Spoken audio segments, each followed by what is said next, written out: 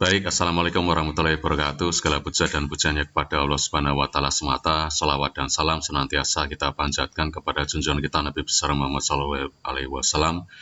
Ya, pada kesempatan kali ini saya akan menjelaskan mengenai pengerjaan praktikum untuk mikroprosesor dan mikropengendali. Dan karena ini nanti kita akan menggunakan sebuah software, yaitu sebuah aplikasi kecil yang ada di dalam Windows yang dinamakan dengan kalkulator, maka pada kesempatan kali ini saya akan menjelaskan cara-cara penggunaannya.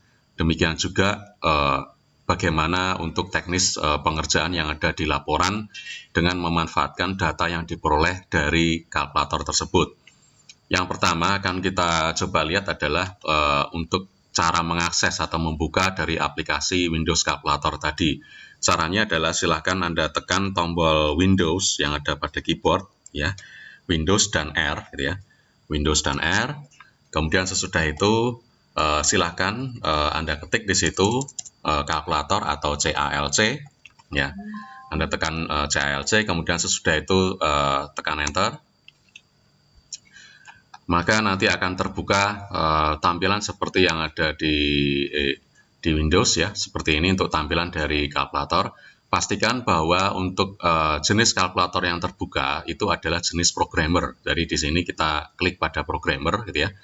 Nah, sehingga nanti yang akan muncul itu adalah berupa sistem bilangan atau angka-angka yang itu nanti bisa dituliskan dalam 4 bentuk, yaitu dalam bentuk biner, oktal, desimal, dan demikian juga heksadesimal. Nah, kita akan coba lihat untuk laporan itu sendiri, ya. Kita buka di situ untuk laporan. Adapun untuk laporan yang dimaksud ini bisa Anda download dari folder seperti yang saya infokan di dalam grup WA. Dari situ Anda bisa download untuk laporan ini. Kemudian pada halaman pertama Anda nanti bisa tuliskan nama, gitu ya. Kemudian di situ Anda tuliskan juga untuk NIM-nya. Terus untuk unit 1 di sini sudah ada instruksinya. Anda perhatikan dulu videonya. Nah, video yang Anda lihat yang saat ini Anda lihat ini. Kemudian kita akan tuliskan bilangan-bilangan tadi dari tabel 1, ya. Nah, di sini kita diminta untuk melakukan konversi. Yang pertama adalah dari bilangan biner. Jadi ini saya peragakan untuk contoh saja, ya, untuk konversi yang pertama, yaitu dari biner menuju ke desimal, menuju ke oktal, dan juga ke heksadesimal. Caranya seperti yang kita ketahui bahwa untuk bilangan biner di sini tulisannya atau notasinya dengan menggunakan 0B, gitu ya. Untuk desimal kita tuliskan seperti biasa bilangannya. Kemudian untuk oktal ini di depannya selalu kita awali dengan angka 0, ya. Kemudian untuk heksadesimal di depannya kita awali dengan karakter 0 dan X.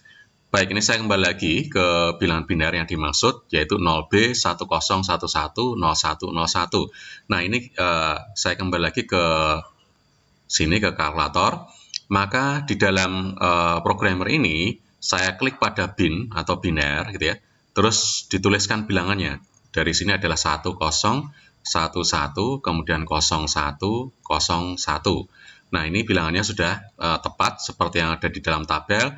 Anda bisa perhatikan sekarang langsung akan muncul di sini untuk bilangan dalam jenis yang lainnya. Hex di sini B5, desimal di sini 181, dan oktal 265. Nah, nilai-nilai inilah yang kemudian kita salin ke dalam tabel. Jadi sebagai contoh untuk desimal, ini saya tinggal klik kanan, kemudian copy, gitu ya. Kemudian di sini saya masukkan ke desimal, gitu ya. Saya tekan Alt-Tab di sini supaya lebih cepat. Kemudian oktal, kemudian klik kanan, copy, kemudian klik sini, klik kanan, kemudian paste, gitu ya. Kemudian Alt-Tab lagi. Kemudian saya kembali lagi ke hexa, di sini kemudian klik kanan, kemudian copy. Terus sesudah itu klik kanan, kemudian paste. Di sini untuk bilangannya sudah kita masukkan pada tabel. Baik, ini untuk konversi bilangan yang pertama. Nah, untuk yang lainnya nanti bisa silahkan Anda lanjutkan sendiri dari desimal sampai dengan heksadesimal. Sesudah itu kita masuk ke analisis. Perhatikan bahwa untuk analisis ini yang Anda lakukan adalah Anda menuliskan langkah-langkah untuk konversi secara manual dengan penghitungannya seperti apa. Nah, seperti yang kita ketahui bahwa penghitungan tersebut itu melibatkan penulisan rumus. Nah, penulisan rumus tadi saya menghendaki agar ini dituliskan tidak secara manual ya dengan menggunakan angka-angka seperti biasa di sini, melainkan silakan Anda menggunakan fitur Microsoft Equation ya. Sekalian saja ya di sini saya peragakan untuk penulisannya. Sebagai contoh, saya akan konversi dari bilangan biner ini menuju ke desimal. Maka yang saya lakukan, ini misalkan saya tuliskan saja angka nomor 1, kemudian ini saya pepetkan, ini mungkin tidak usah huruf tebal maupun huruf underline ya. Ini tidak usah. Baik, ini saya kembalikan seperti ini saya tata. Terus untuk menuliskannya, ini kita bisa pilih dari insert ya. Kemudian langsung di sini ke equation. Ya, jadi ini langsung saja di sini insert kemudian equation. Kemudian langsung di sini saya ketikkan untuk karakternya. Ya, di sini di dalam equation 0 ya. B gitu ya. B kemudian 1 0 1 1 0 1 0 1. Kemudian sesudah itu ini kita jadikan ini sama dengan gitu ya. Ini nah, untuk bentuk ke dalam desimal kita akan menggunakan istilahnya adalah perpangkatan 2, kemudian sesudah itu kita jumlahkan. Nah, untuk menuliskan perpangkatan tersebut dengan menggunakan Microsoft Equation, ini yang pertama, digit yang pertama adalah 1 gitu ya. Di sini adalah 1. Kemudian untuk perkalian ini kita bisa menggunakan simbol yang ada di atas ini gitu ya. Kita bisa menggunakan simbol yang ada di atas. Sebagai contoh di sini saya menggunakan simbol titik ya untuk perkalian. 1 kemudian dikalikan dengan 2. Pangkatnya di sini adalah pangkat 7 ya. Pangkat di sini kita bisa menggunakan script yang ada di atas ini. Kemudian kita pilih subscript maupun yang superscript. Kita pilih yang atas ini, superscript. Ya. Oh baik, di sini mungkin saya hapus dulu angka 2-nya. Kemudian saya masukkan di sini angka 2. Kemudian di sini saya geser ya, ini pakai panah kanan yang ada di keyboard. Kemudian saya tuliskan 7. Nah, sesudah itu pakai panah kanan ya yang ada di keyboard tadi, saya tulis lagi plus. Gitu. Nah, untuk berikutnya mungkin Anda bisa copy paste saja supaya lebih cepat ya. Ini saya pakai shift saja, shift kemudian panah kanan untuk mengeblok, Ctrl C ya, Ctrl C untuk menyalin. Kemudian sesudah itu saya bergerak ke samping kanan menggunakan keyboard, kemudian Ctrl V gitu ya. Nah, ini berikutnya adalah 0 gitu ya. Sehingga angka 1 di sini saya hapus, saya ganti 0, kemudian di sini diganti dengan 6. Nah, terus sesudah itu pakai panah kanan gitu ya. Plus lagi, Ctrl V lagi gitu ya. Kalau kita lihat di situ 1011 sudah betul, ini pangkatnya pangkat 5, saya ganti menjadi pangkat 5, kemudian panah kanan plus lagi, kemudian Ctrl V gitu ya. Di sini 1011 berarti di sini betul angkanya 1, kemudian untuk pangkatnya bukan pangkat 7 melainkan di sini pangkat 4. Sesudah itu saya lanjutkan panah kanan plus gitu ya. Ctrl V lagi. Dan di sini nilainya adalah 0 gitu ya. 0 ini saya ganti. Kemudian sesudah itu saya lanjutkan pangkatnya di sini adalah pangkat 3 ya. Ini kita blok di sini, kemudian pakai panah kanan, kemudian plus, kemudian Ctrl V lagi ya. Kita lihat di situ 01 ya sudah ya. Berarti di sini 1 sudah betul. Ini pangkatnya pangkat 2, panah kanan plus. Kemudian sesudah itu 0 lagi ya. Kita bisa pakai Ctrl V. 0 ini kemudian kita ganti angka yang ada di depan ini menjadi angka 0. Sesudah itu untuk 2 pangkat 7, pangkat 7-nya kita hapus, kita ganti dengan pangkat 1. Kita lanjutkan panah kanan plus kemudian Ctrl V. Sesudah itu untuk angka 7, ini pangkatnya pangkat 7 kita hapus, kita ganti dengan pangkat 0. Nah, baik. Kemudian ini kita bisa tekan enter ya, kita bisa tekan enter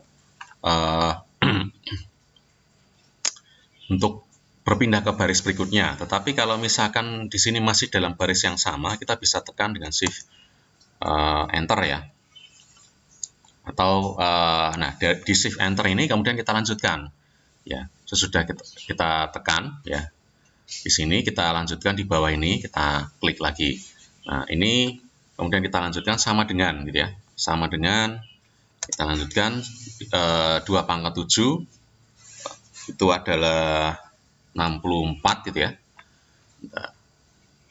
Kita bisa lakukan penghitungan yang ada tadi.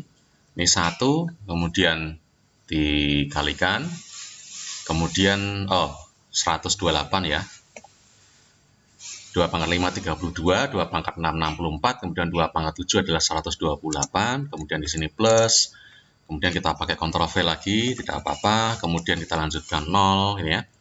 Kemudian ini adalah 64, kemudian plus lagi, sesudah itu 1 ya, 1 di sini, kemudian kita kalikan, atau kita langsung saja Ctrl V seperti tadi. Kemudian di sini 32,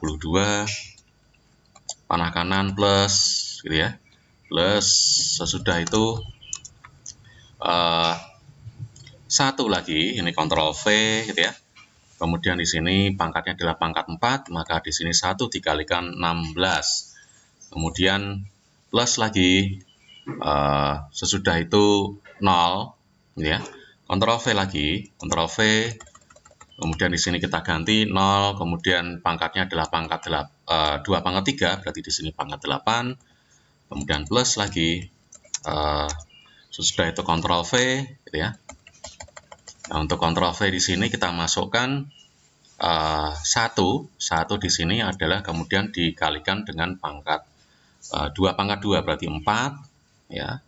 Kemudian sudah itu kita lanjutkan, berikutnya adalah 0 ya, Ctrl V lagi, 2 pangkat 1, maka berikutnya di sini adalah 2. Kemudian sesudah itu kita plus 1 di sini, ini 0 angkanya 0.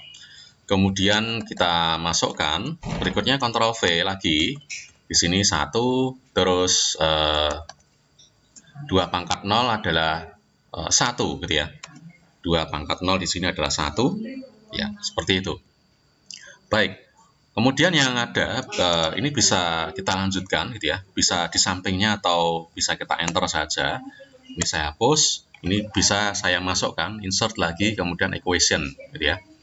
Kita masukkan lagi insert, kemudian equation, terus di sini sama dengan, ini nilainya adalah sama dengan 128 plus 0 gitu ya, plus di sini 32, plus di sini 16 gitu ya, 16, kemudian plus di sini 0 gitu ya, plus di sini 4, kemudian plus di sini 0, kemudian plus di sini 1. Maka kalau kita hitung di sini, kita juga bisa menggunakan kalkulator yang ada tadi untuk menjumlahkannya. Kita beralih ke desimal gitu ya. Kita beralih di sini ke desimal, kita jumlah saja 128, kemudian di sini plus ya, 128 plus, kemudian ditambah nolnya kita abaikan 32, plus di sini 16, kemudian plus 4, terus kemudian plus 1. Kita dapatkan nilainya di sini adalah 181. Ini bisa kita salin ya. Jadi hasilnya di sini ini bisa kita salin, select all, ya, klik kanan copy, kemudian kita masukkan di sini Ctrl V. Nah, maka di sini kita mendapatkan hasilnya adalah 181. Nah,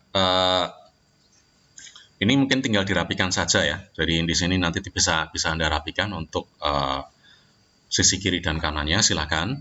Baik, yang penting di sini Anda sudah mengetahui cara dengan menggunakan Microsoft Equation tadi. Nah, berikutnya sesudah Anda mendapatkan hasilnya, maka kita bisa beralih ke tabel yang kedua ya. Jadi di sini sekaligus saya koreksi ya, bukan tabel 1 tapi tabel 2. Untuk binar tadi, ini bisa kita masukkan hasil yang sudah kita peroleh. Di sini yang desimal, ini kita klik kanan copy, kita masukkan ke kalkulator ya. Ini merupakan hasil yang kita peroleh dari kalkulator tadi. Yang oktal kita salin. Di sini copy, terus kemudian di sini kita masukkan ke kalkulator. Di sini kita masukkan paste, kemudian juga untuk heksadesimal ini kita ini saya copy ya, ini klik copy, terus kemudian sesudah itu saya klik kanan, kemudian klik paste di situ. Nah, hasil penghitungan yang didapatkan dari analisis ini tadi, angka 181 inilah yang kemudian kita masukkan ke bagian hitung di dalam bilangan biner tadi. Ini saya masukkan, nah nilainya 181. Nah, ini untuk konversinya mungkin baru sekali ya. Jadi di sini untuk yang biner ke desimal. Nah, Anda perlu melakukan juga nanti untuk yang biner ke oktal, demikian juga nanti biner ke heksadesimal. Anda tuliskan langkah-langkahnya di dalam analisis gitu ya. Kemudian hasilnya Anda tuliskan nanti di bagian hitung. Jadi di sini dihitung dan hitung. Sebagai contoh, kalau misalkan tadi kita sudah mendapatkan nilainya adalah 265 gitu ya. Anda menghitung di sini 265 hasilnya, maka Anda tuliskan 0265, di mana untuk nilai tersebut itu didapatkan dari analisis dan kita tuliskan sesuai notasi yang ada seperti yang kita bahas di dalam teorinya ya. Kemudian juga nanti untuk heksadesimal B5 di sini kita masukkan nilainya, misalkan hasil yang kita dapat dari penghitungan ini adalah B5, maka kita tulis maka 0x kemudian B5 B5 seperti itu. Ya, jadi ini yang contoh untuk pengerjaan yang pertama ya, untuk yang biner. Nanti untuk selanjutnya desimal, oktal dan sebagainya silahkan Anda isi ya di dalam jenis bilangan tadi. Kemudian untuk berikutnya, di bagian kesimpulan, silakan Anda tuliskan hal-hal yang bisa Anda cermati dari hasil percobaan dan analisis. Ya, dari hasil percobaan dan analisis ini nanti kemudian Anda tuliskan di bagian kesimpulan. Sedangkan untuk bagian saran, itu Anda tuliskan hal-hal yang nanti perlu diperhatikan dalam melakukan konversi, baik itu kalau misalkan Anda melakukannya menggunakan Windows Calculator, maupun kalau Anda melakukan penghitungan secara manual, sebagaimana di dalam bagian analisis ini tadi. Ya, jadi itu ya yang perlu diperhatikan dalam penggunaan aplikasi Windows Calculator dan bagaimana cara Anda memasukkan data yang diperoleh di dalam laporan, sekaligus seperti apa nanti teknis pengerjaan untuk laporannya.